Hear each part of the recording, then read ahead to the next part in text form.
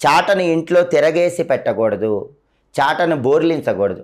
చాటను బోర్లిస్తే జ్యేష్ఠాదేవి దరిద్ర దేవత ప్రవేశిస్తుంది, లక్ష్మీదేవి వెళ్ళిపోతుంది.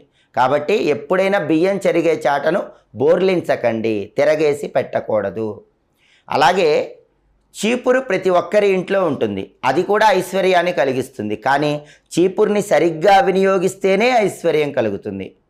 ఎవరి ఇంట్లో అయినా సరే విరిగిపోయిన చీపురుతో ఇల్లు చిమ్మారనుకోండి, ఆర్థిక ఇబ్బందులు పెరుగుతాయి. అలాగే పాడైపోయిన చీపురుతో ఇల్లు చిమ్మినా కూడా తీవ్రంగా ధన నష్టం కలుగుతుంది. చీపురుతో ఇల్లు చిమ్మిన తర్వాత చీపురు దక్షిణం వైపు పెట్టుకోండి. చీపురు దక్షిణం వైపు ఉంటే చాలా మంచిది. లేదా ఈశాన్యం గోడ తప్ప ఏ గోడకైనా సరే చీపురుని పడుకోబెట్టి ఉంచండి, చీపురుని నుంచోబెట్టకండి. ఈశాన్యం గోడ తప్ప ఎక్కడైనా పడుకోబెట్టి ఉంచండి. అప్పుడు ఎలాంటి ఇబ్బందులు లేకుండా సకల శుభాలు కలుగుతాయి. అలాగే